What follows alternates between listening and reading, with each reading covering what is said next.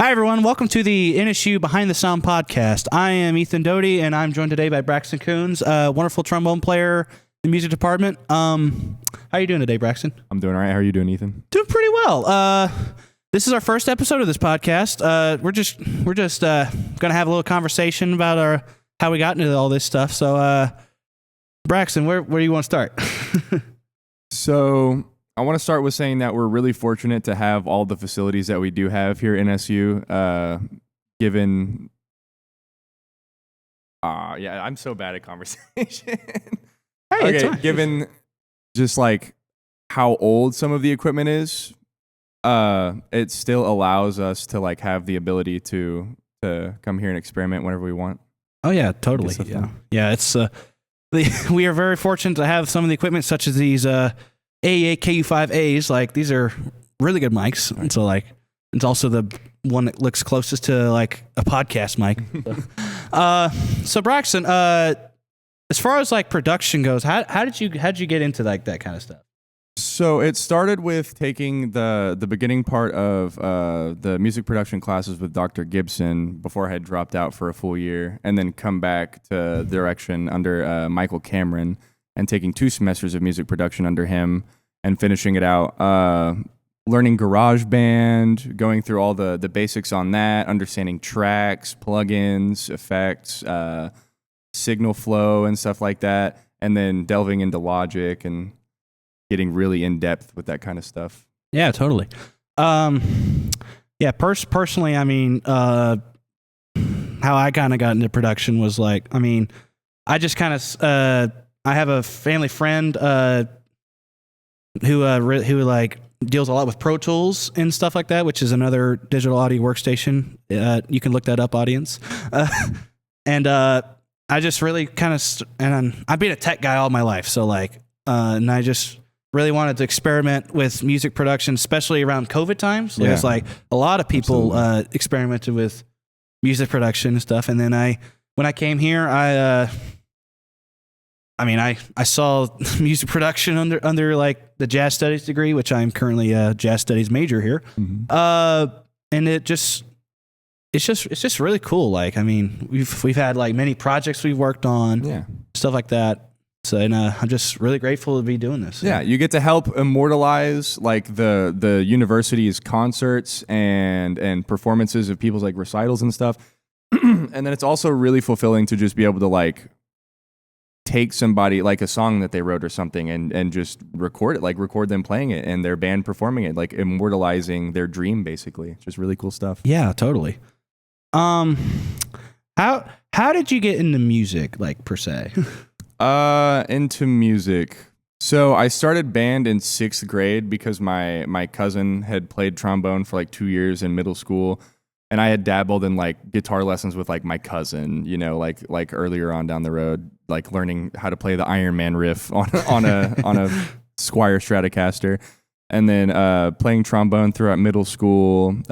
Getting first chair was really encouraging throughout middle school.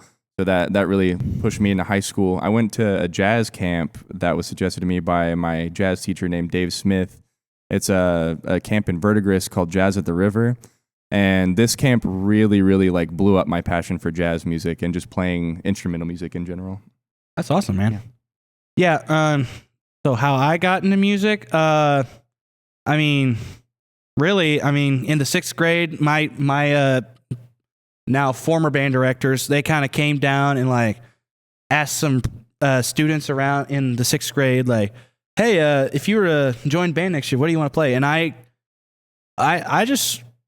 started out on tuba, which is, I think it was just really fitting, and I'm glad I did. I'm still playing tuba to this day. It's very fun. My first tuba teacher was Mr. Steve Wiles. He really helped me like fall in love with music at first and like really get good at the tuba. Mm-hmm. And then as far as bass goes, I started playing electric bass in the 8th grade. I really wanted to try out some other instruments. It's like me and my grandpa had a conversation. It's like, if you were to try out another instrument, what would it be? And like, I didn't want to be everyone and say like, just, I want to learn guitar or something. Right. I was like, I want to learn something that like at the time I didn't know a lot of people played. So bass guitar, and I really fell in love with it. I realized how important the bass is to like basically all the music we listen to. It's just, I mean, you can have so much fun with it. And then my senior year of high school, I started on the double bass, and I kind of just figured it out. I watched some videos online how to play it, and then it wasn't until I got to college that I really started to like actually pursue double bass. Like, and now I play it all the time. Like, I mean, if you could see my fingers, I have evidence that I play it quite often. Let's get a close up of this man's calluses. Yes, and it's just really fun. Classical bass is a little hard, but you know, I'm learning. But yeah, I'm grateful to have the ability to play what I do now, and I also do play piano. I kind of taught myself ish. I took a couple years of piano lessons in high school, but then now I just kind of have taught myself. Yeah. So. Yeah, that's how it goes. What all ensembles are you involved with here at NSU? Okay, so when I first got here, immediately it was marching band, which marching band's fun. I mean, it's great. It's great to have a community of like-minded musicians play and like be so-called entertainers and entertain people like football games or whatever. Yeah. It's just, I mean, it's really awesome. And then, of course, I'm in wind ensemble, which is the top tier wind band of the university. You also get to play with great musicians that all have a like-minded goal of playing with excellence and just making music together. Forget about the outside world for like 2 hours on Tuesday and Thursday. Just make music. And then my favorite, the jazz ensemble, now called the Jazz Orchestra, which Braxton's also in. Mm-hmm. He's also in wind ensemble. I mean, jazz is just cool. I love jazz. I fell in love with jazz in high school. I mean, yeah, it's just awesome. It's just an awesome art form that's just like, I mean, I feel like a lot of more people should know about and listen to. Like, it's just, it has a musical element that you just don't get with some other. It's more than just the wrong notes. Yeah, exactly. There is no wrong notes in jazz, ladies and gentlemen. Yeah, absolutely. I mean, it's all about having fun, but also, like, I mean, yes, you want to still play at your absolute best, but it's all about making music together. And yeah, exactly. Yeah. Yep. Yeah. Letting loose and having a good time. Yeah. Okay. Was there anything that like kind of inspired? I mean, yes, we're obviously like big production nerds, but like, was there like any specific like projects or like anything like in your past that like really helped you to move forward and grow in this field? I would say just listening to music, like all different types of music, and just understanding what you want, like sonically from what you're working with, and understanding your tools, like your toolbox, understanding your limitations, and just having a good idea of what you want to do with what you're working with. And to do that would be to listen to a whole bunch of music, get different inspirations from like different artists and production engineers, mastering engineers. There's just a lot to it.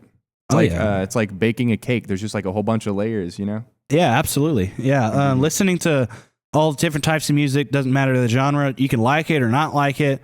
I mean, if you listen to Steely Dan, it's going to sound good on everything because they're just killer. But yeah, like gospel or jazz or rock. Like I love rock. Rock really, I mean, I think it's kind of helped me like get a good sound or sonic element in my head, like of a sound I want. And then playing jazz also helps with that.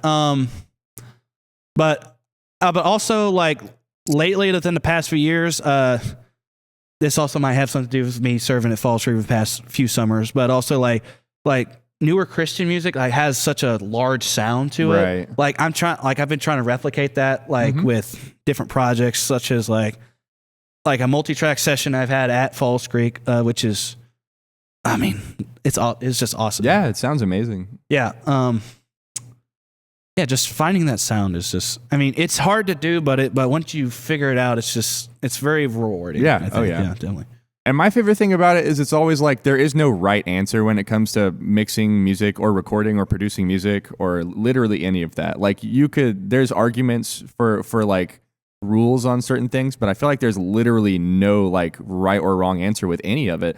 So you have like full creative access to just whatever tools you have access to. You can do anything with them as long as you just get it done.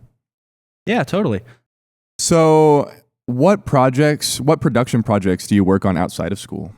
So outside of school, I mean, I've mainly ever since like out of high school, the past 3 summers I've worked at Falls Creek Conference Centers on the media staff, which is the nerds in the production team of Falls Creek. So like, if anyone's been to Falls Creek, like youth camp or something like that, and you see all the lights and all the fun microphones and instruments and all this stuff, that's the team that makes that happen. And I mean, the past 3 summers has just been a huge blessing for me. I mean, it's really like it's really made me fall in love with production. Like my first year, I started out small as like a audio engineer for a smaller venue that we have there. And then the past 2 summers, I've really expanded my knowledge into lighting design, which is pretty awesome because you get to design a lot of stage elements, put lights wherever you want. I like to say this, I blind people for a living. Yeah, it's just really, really awesome. Like, I mean, I've learned so much and applied it to here as well. Like, for you, what have you, what like projects have you like big projects have you delved into?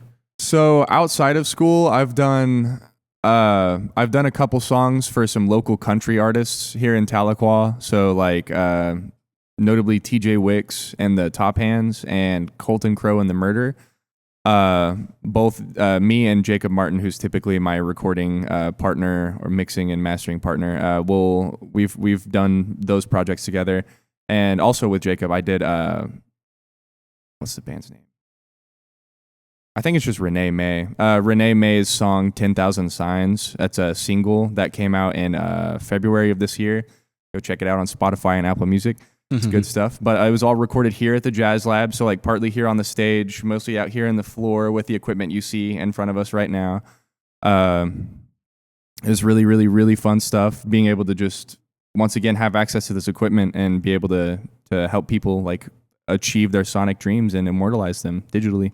Pretty cool stuff. Yeah, that's awesome, man. Yeah.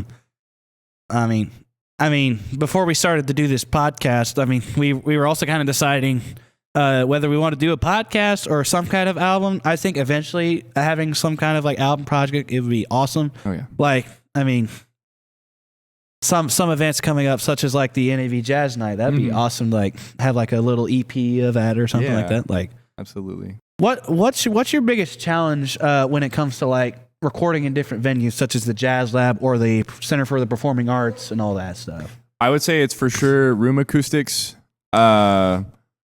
Room acoustics and understanding the equipment, because I feel like me particularly, I'm not super faceted on like the hardware side of things. So like I'm mostly like hands-on with like just the sound itself.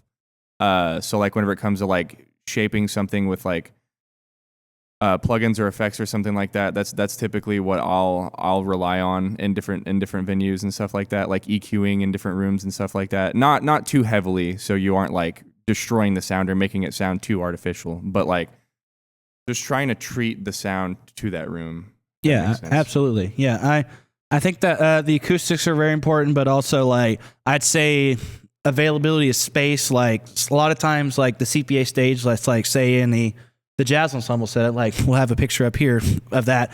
A lot of times there's not a whole lot of room to put mics and like stuff like that. So you just kind of work with it you got, and we've like, I think that's just the big thing. Adaptation in production is like a huge skill to learn. You just figure it out and like make the best with what you got. Like, absolutely. and we've had some really awesome results of what we've had. A really good quote to follow up on that I heard from, I believe, Adam Neely, was limitation breeds creativity. And I think that directly correlates with that as well. Absolutely. Yeah, absolutely. When you have limited space with microphones, you got to get really creative. Yeah. What do you do in your free time to like improve yourself? Like it could be practicing, it could be like reading books, watching YouTube, like do like anything to like improve yourself. Yeah. I practice trombone a lot, at least an hour and a half to 2 hours a day.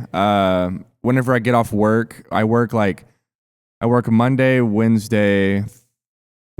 and then Wednesday through Sunday. And every day after work, I'll get off work and just come straight over here from the lift, because it's just right across the parking lot. I'll just come right over here and play drums for like an hour just to kind of de-stress, work on rhythm, work on subdividing rhythms, and like consistently implementing different stuff like that. I'll in my free time, a lot of the times I'll watch like YouTube videos on mixing, music theory, ear training, just all that stuff. Try and keep myself sharp. Yeah, that's awesome, man.